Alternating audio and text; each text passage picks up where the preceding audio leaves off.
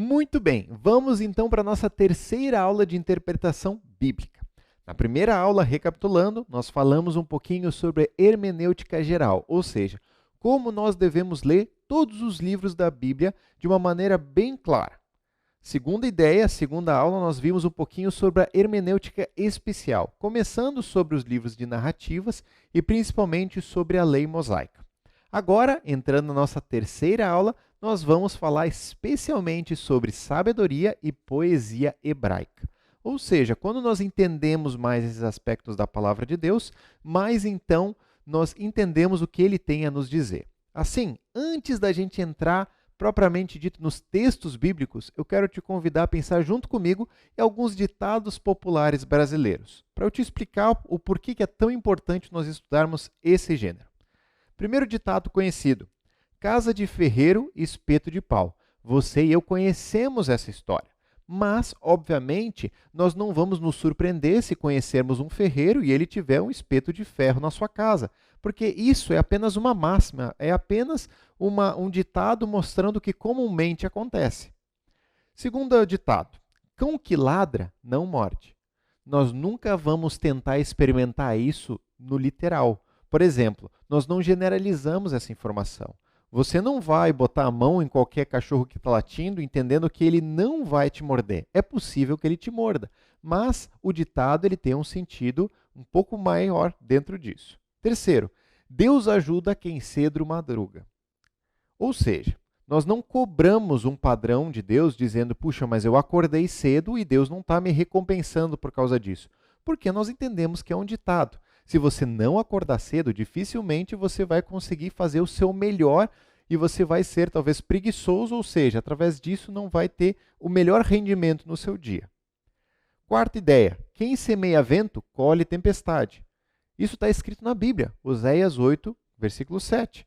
A ideia é que nós não levamos isso para o literal. Eu não começo a pesquisar ou procurar os lugares onde eu plantei coisas para ver se ali de fato estão nascendo tempestades. Isso é apenas algo figurado e nós sabemos muito bem. Por fim, caiu na rede é peixe. Nós não alegorizamos esse ditado. Você não começa a dizer para mim que se fala sobre caiu na rede, então é o peixe, e o peixe é comido pelo pássaro, que o pássaro pode ser Twitter, e aí o Twitter está nas redes sociais, porque não é isso que o ditado está dizendo. Assim, entendermos ou interpretarmos corretamente ditados é essencial para a nossa prática do dia a dia na comunidade brasileira que nós estamos inseridos. Dessa forma, entendermos corretamente os livros de sabedoria e de poesia nos ajuda perfeitamente e vai ser essencial para nós entendermos o que Deus tem a nos dizer nesta cultura hebraica que estavam inseridos estes textos. Assim, eu quero pensar um pouquinho contigo, a começar pela literatura de sabedoria. O que talvez é um exemplo ou um resumo de tudo isso? É a arte de ser bem-sucedido em seus empreendimentos. Ou seja, na sua vida você vai ter situações de relacionamento, profissionais, de estudos ou de tantas outras coisas.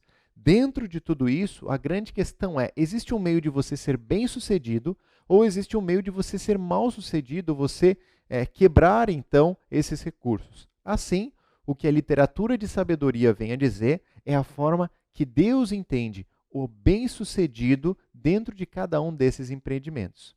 Assim, quais são os livros que compõem talvez essa categoria de gênero?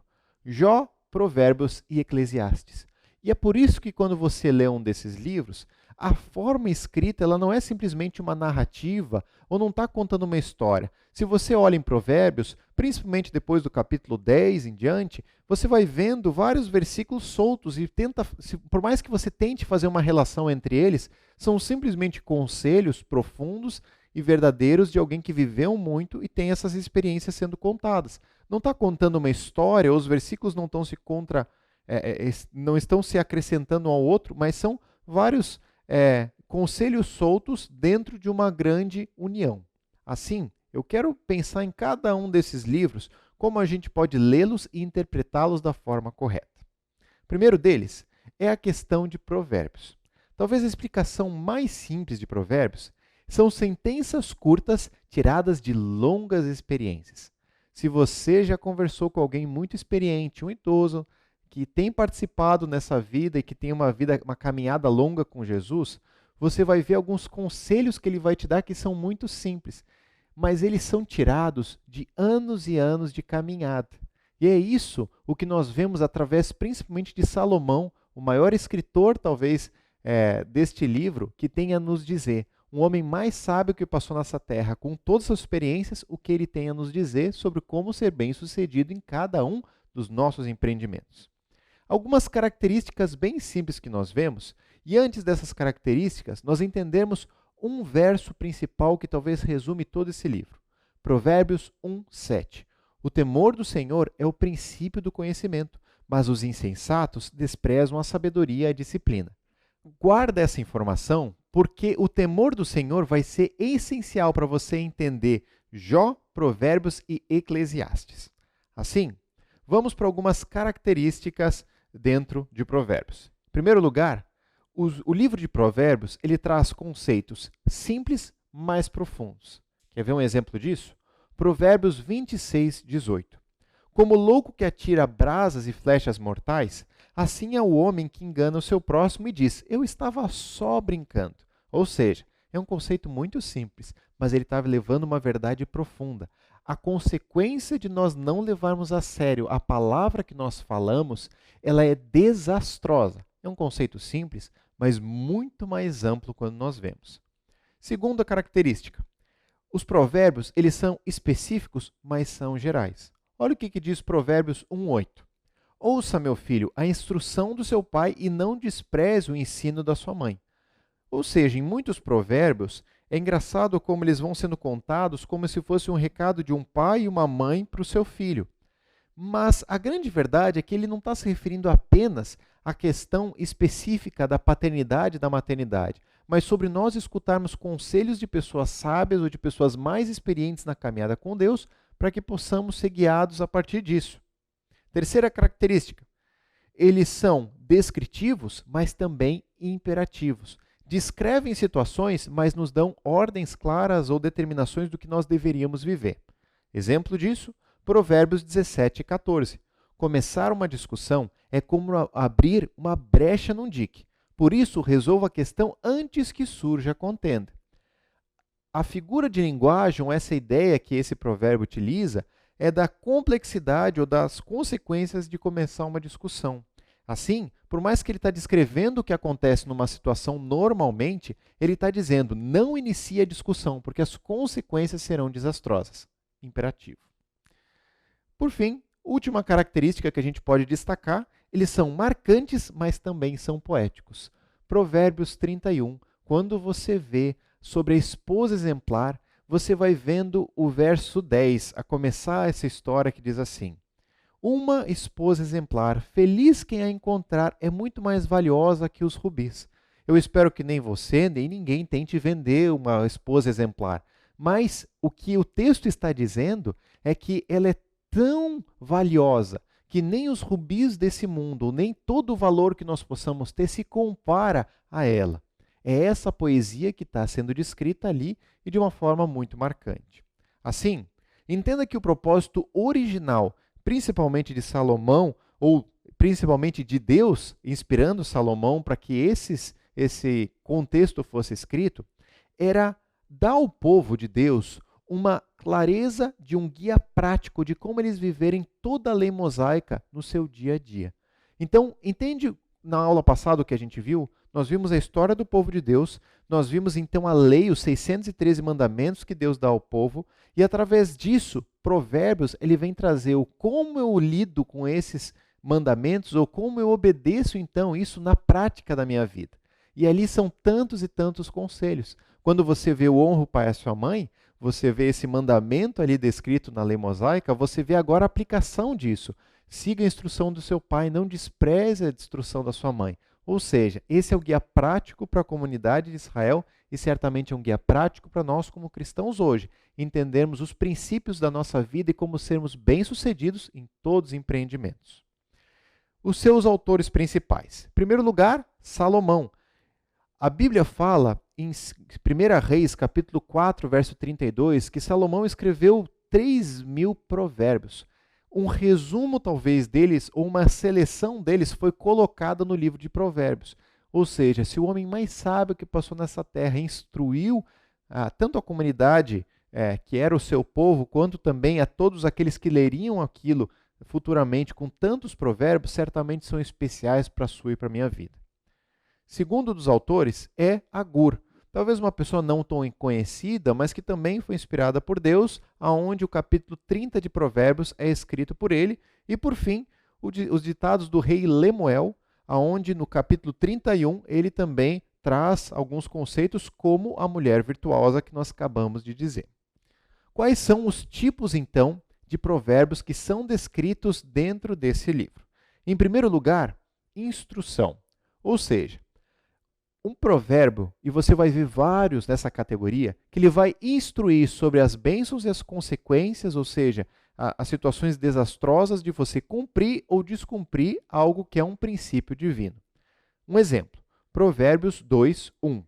Meu filho, se você aceitar as minhas palavras e guardar no coração os meus mandamentos, verso 5, então você entenderá o que é temer o Senhor e achará o conhecimento de Deus, verso 12. A sabedoria o livrará do caminho dos maus, dos homens das palavras perversas. Assim, entende a instrução como se você obedecer o que Deus tem te dito, você vai ser bem-sucedido na sua caminhada. Se você desobedecer, você vai ser mal-sucedido em tudo isso. Esse é o objetivo da instrução. Segundo tipo, uma máxima, ou seja, uma lição dentro da nossa vida. Alguns indicativos, principalmente através de figuras de linguagem. Um exemplo, Provérbios 10:7.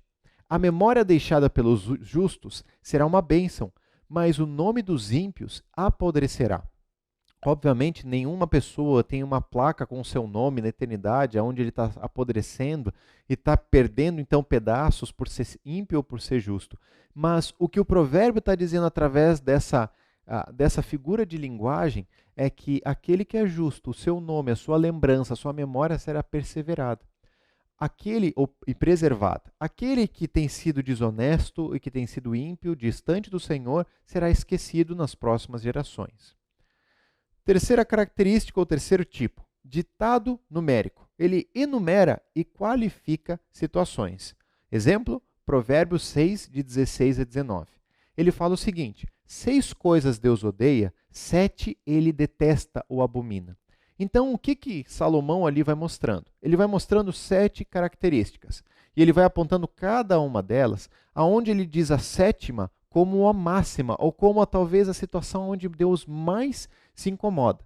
E quando nós entendemos essa interpretação, entenda que em Provérbios 6, de 16 a 19, a sétima parte, ela diz o seguinte: aquele que provoca discórdia entre os irmãos. É incrível pensar que talvez essa é a situação que Deus mais abomine, olhando todas as situações anteriores. Eu te convido a ler esse texto depois. Ou seja, como Deus leva a sério a nossa língua e a forma que nós amamos através do que falamos ou odiamos através do que nós falamos. Assim, essa interpretação enriquece a nossa percepção de prática de vida. Dois últimos tipos. Primeiro, o acróstico. Cada verso inicia com a sequência do alfabeto hebraico. Então, Provérbios 31, de 10 em diante, quando tem sobre a mulher virtuosa, ele é um acróstico no alfabeto hebraico. Então, a gente não vai ver o A, B, C, a gente vai ver o Aleph, o Beit e cada uma das letras em hebraico, começando então esses versículos. O acróstico nós sabemos, conhecemos muito bem da nossa língua também, e certamente era uma forma mais fácil de decorar sobre aqueles versos, sabendo qual era a sequência lógica deles. Por fim, o último tipo é uma narrativa. Você vai ver em Provérbios várias formas onde Salomão vai descrevendo histórias. Por exemplo, Provérbios 9, Salomão vai contando uma história de que a sabedoria, ela saiu às ruas, preparou um banquete e chamou todos os inexperientes, ou seja, Salomão não está descrevendo uma pessoa, mas ele está descrevendo a sabedoria adquirida no temor ao Senhor como se fosse uma pessoa, para nós conseguirmos entender um pouquinho melhor essa sentença. Muito bem, vimos Provérbios e eu quero te convidar agora a entrar em Eclesiastes. Lembra que eu falei? O temor do Senhor, ele é a chave para nós entendermos Provérbios, entendermos Jó e também entendermos Eclesiastes. Neste livro, então, é engraçado, porque ele fala sobre as perplexidades da vida e o seu significado.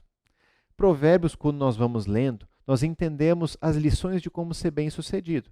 Ou seja, quando você faz isso, você recebe isso. Quando você deixa de fazer isso, você deixa de receber isso. É muito simples, preto no branco. Eclesiastes é um ponto fora da curva, porque ele mostra a vida como ela é, e foi escrito pelo mesmo autor, Salomão. Agora, deixa eu comparar dois versículos, um de Provérbios e outro de Eclesiastes, só para você entender um pouquinho disso. Provérbios 10:4 diz o seguinte: as mãos preguiçosas empobrecem o homem, porém as mãos diligentes lhe trazem riqueza. Muito simples. Se você for um trabalhador, se você for um honesto, você vai ter riqueza e você vai ter bens durante a sua vida. É um princípio lógico em que muitas empresas, muitos coaches até hoje em dia, ou qualquer lugar que nem seja vinculado ao ambiente cristão, vá falar sobre isso. Porém, Eclesiastes 2:21 diz o seguinte: pois um homem pode realizar o seu trabalho com sabedoria, conhecimento e habilidade, mas terá que deixar tudo o que possui como herança para alguém que não se esforçou por aquilo. Isso também é um absurdo e uma grande injustiça. Ou seja, quando você lê Provérbios, você vê a forma mais bonita da vida de como você ser bem-sucedido. Quando você olha Eclesiastes, você entende, não deu certo, e agora? A vida como ela é. O que Salomão visa mostrar em Eclesiastes é que a vida é muito mais complexa e nós temos muito mais perplexidades do que nós possamos perceber ao longo, talvez, do início da nossa jornada.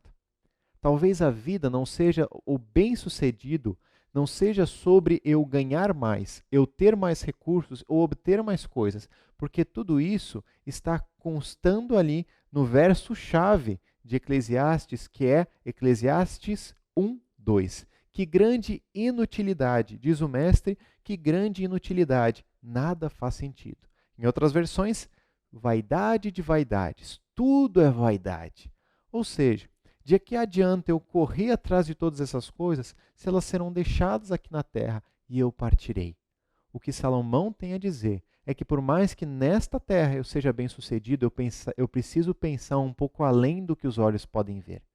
E é assim que nós entendemos um pouquinho mais de Eclesiastes.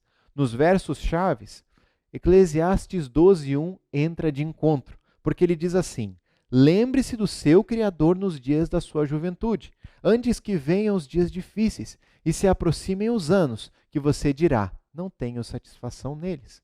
Ou seja, o que Salomão está dizendo é, tudo o que você adquire debaixo do sol, ele não tem vaidade, ele é uma vaidade, ou seja, é correr atrás do vento. Por isso, aprenda a olhar acima do sol, para a eternidade, para o Criador de todas as coisas. Por fim, Eclesiastes 12:13 e 14 diz o seguinte: agora que já se ouviu tudo, aqui está a conclusão. Tema a Deus e obedeça os seus mandamentos, porque isso é essencial para o homem. Pois Deus trará a julgamento tudo o que foi feito, inclusive tudo que está escondido, seja bom, seja mal. É como se Salomão desse uma volta inteira na gente no livro de Eclesiastes e ele dissesse: tudo debaixo do céu é vaidade, ou seja, não adianta você se importar tanto, mas olhe para cima do céu, porque assim você vai entender o seu Criador e ele vai trazer a satisfação e a essência da sua vida. Portanto, cuidado da forma que você vive, porque um dia você vai prestar contas para o seu Criador. Assim, por mais que as coisas sejam vaidade, cuide como você vive, porque um dia, diante de Deus, você vai prestar contas.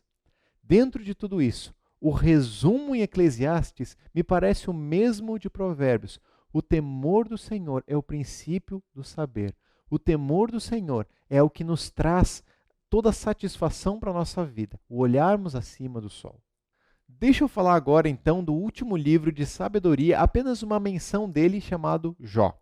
Talvez o verso-chave dele está em Jó 42:5, que diz o seguinte: os meus ouvidos já tinham ouvido a teu respeito, mas agora os meus olhos te viram. A grande pergunta que talvez esse livro responda é por que o justo sofre? E talvez você e eu vivamos situações na nossa vida em que nós entendemos como ser bem-sucedido e essas coisas não deram certo. e que talvez você entenda que a vida é muito mais perplexa do que pode viver e que o sentido e o significado da vida é buscar o Senhor enquanto ele pode ser encontrado ou quanto antes. E agora em Jó nós olhamos todas essas situações na vida enquanto nós fazemos o certo, mas mesmo assim talvez estejamos sofrendo. A conclusão de Jó: existe um Deus muito mais soberano, muito mais elevado, que conhece a minha vida e que em cada um dos caminhos está conduzindo a minha vida exatamente para onde Ele quer, para ser bem-sucedido à maneira dele e não a minha. Assim, o temor do Senhor, ele é representado novamente como um anseio e como o plano de Deus, aonde quando nós buscamos Ele, Ele traz o sentido para a nossa vida, em todas as situações que nós possamos viver. Segundo aspecto que nós queremos estudar hoje, então, é a nossa poesia hebraica.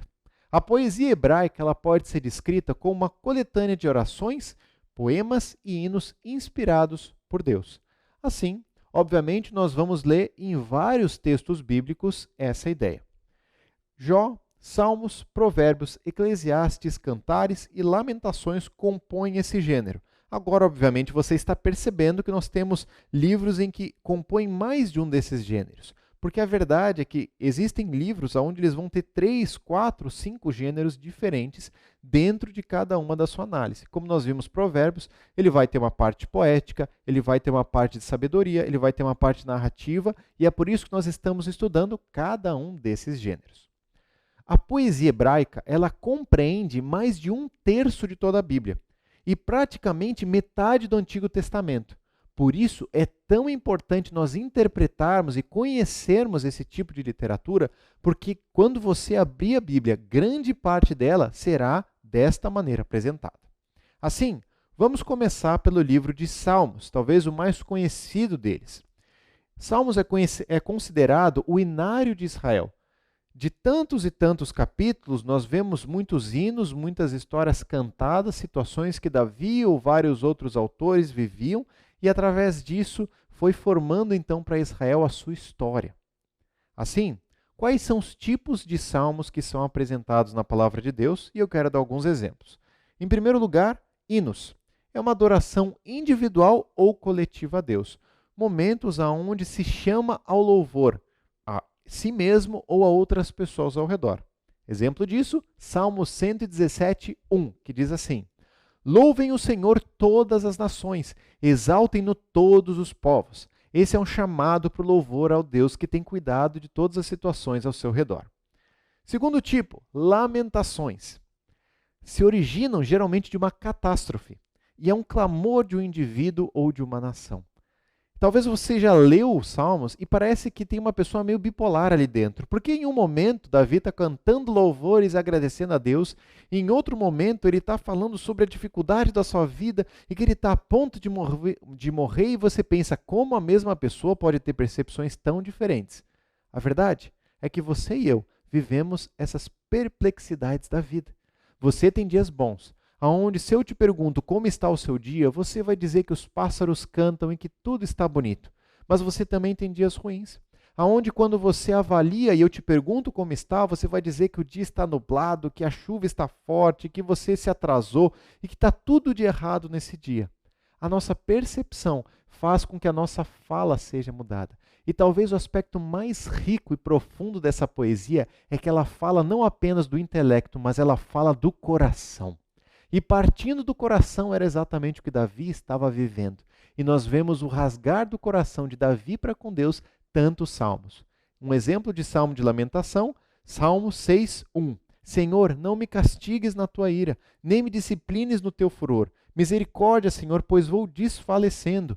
Cura-me, Senhor, pois os meus ossos tremem. Olha a seriedade e a rasgação de coração, o abrir de coração que o próprio Davi faz ao colocar a sua situação diante de Deus.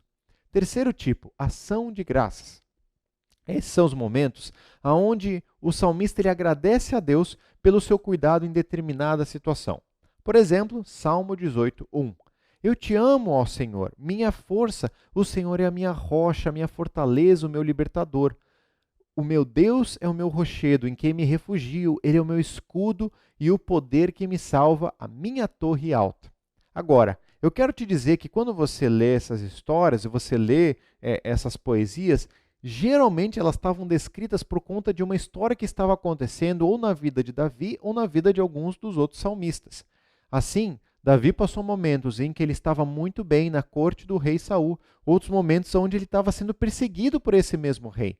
Momentos de deserto, momentos difíceis e momentos onde ele mesmo confessa os seus pecados diante de Deus, momentos onde ele é perseguido pelo seu filho Absalão. Agora, pensa comigo como em todos esses momentos, Davi está vivendo situações no seu coração diferentes.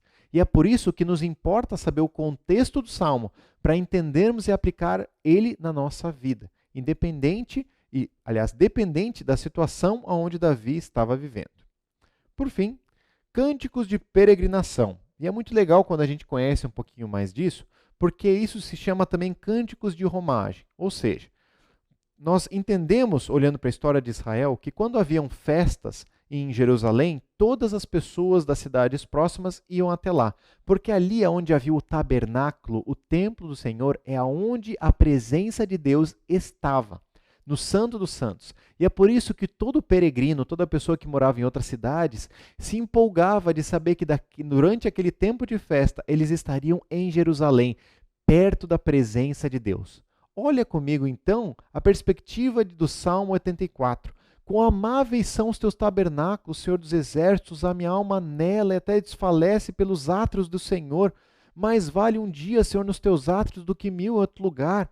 E ele vai falando uma poesia tão bonita, descrevendo exatamente o tabernáculo, as colunas. Ele vai falando dos pardais que encontraram um lar, porque eles poderiam fazer os seus ninhos em cima ali das colunas do templo, mas esse peregrino apenas uma vez por ano poderia chegar em Jerusalém.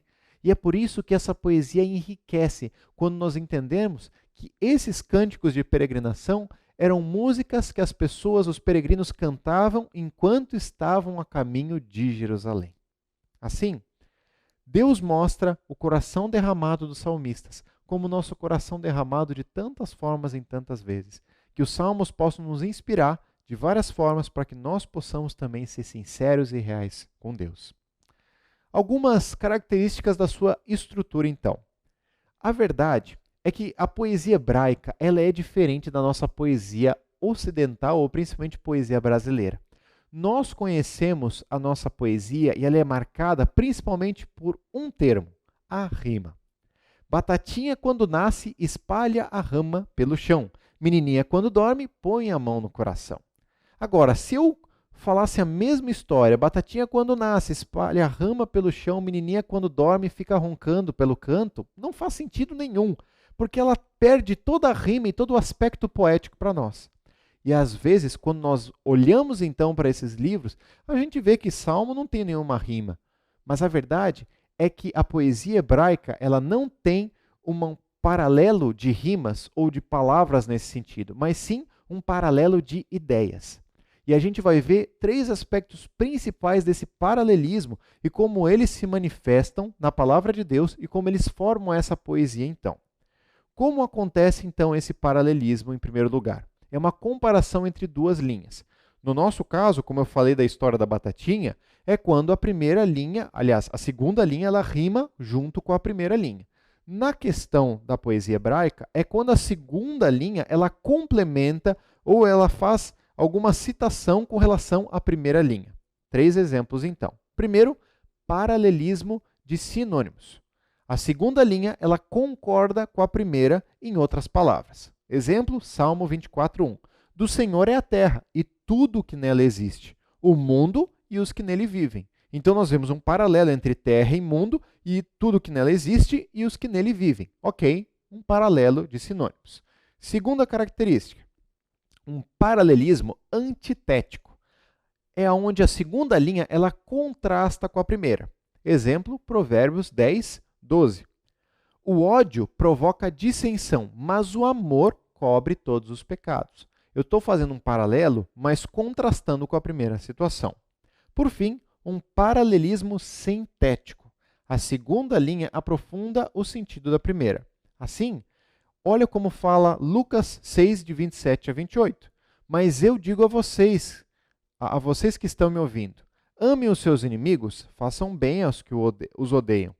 abençoem os que o amaldiçoam, orem por aqueles que os maltratam. Ou seja, a sequência, a segunda linha desse verso, ela vai complementar a ideia da primeira.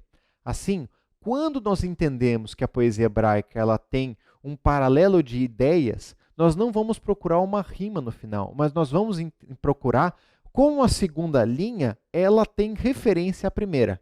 E talvez isso vai fazer com que você leia todos esses livros de uma maneira completamente diferente, ao menos a literatura de poesia hebraica. Por fim, o que nós também entendemos é que existe a questão da linguagem figurada, como nós falamos lá na primeira aula.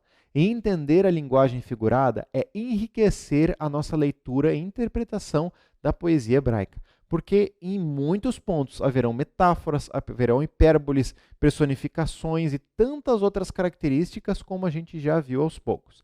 Conhecer muito da nossa língua portuguesa já nos ajuda muito a entendermos de que forma que aquelas histórias ou aquelas figuras foram descritas.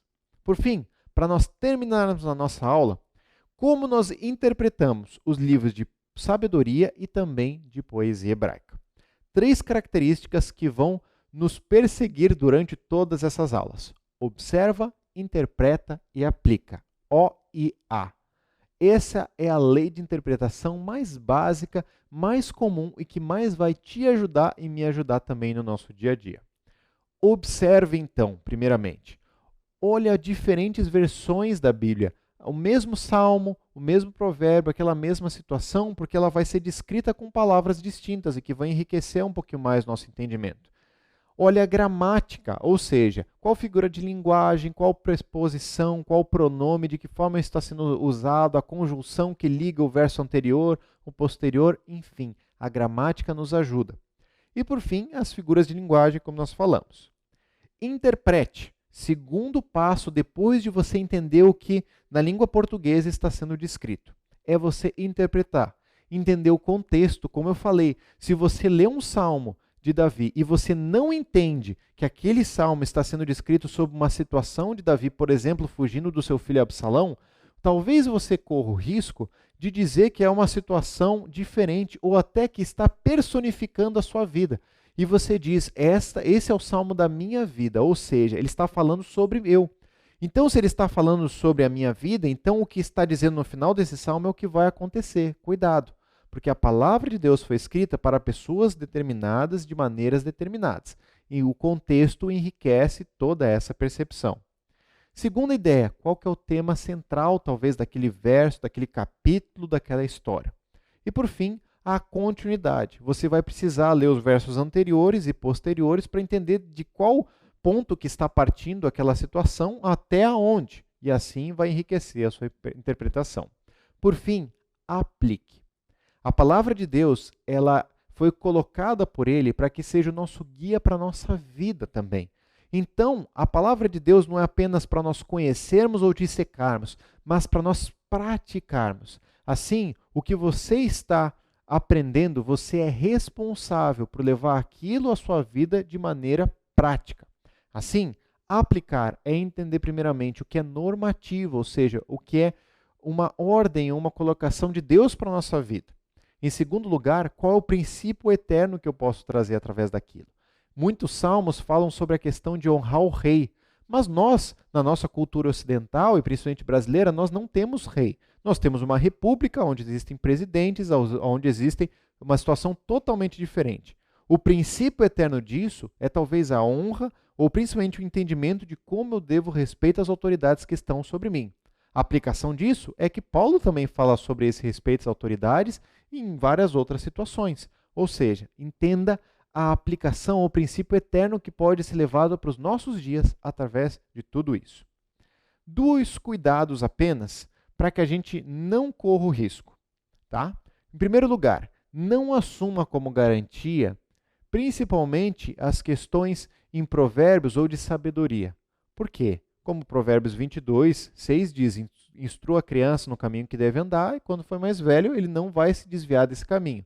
Se você lê isso como uma promessa, você vai começar a reivindicar coisas diante de Deus, dizendo, eu vejo situações em que pais cuidaram dos seus filhos, instruíram no Senhor e os filhos se desviaram.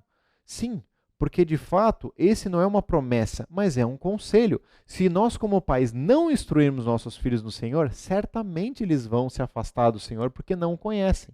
Agora, quando eu entendo isso como um conselho, eu entendo a seriedade disso para a minha vida, mas principalmente que não é uma promessa de Deus sobre a minha vida, mas uma responsabilidade minha.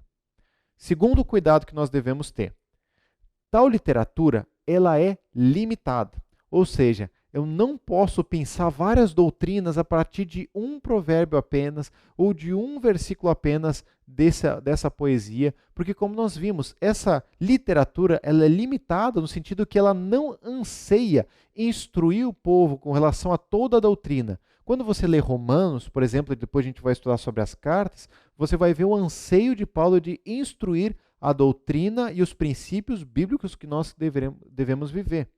Aqui nós vemos esses princípios de maneira de conselhos, de poesias e de outras formas que nos enriquecem também a percepção. Por isso, a minha oração é que você, através de todas essas dicas, possa interpretar a Bíblia da maneira mais prática e mais clara possível. Até a próxima aula.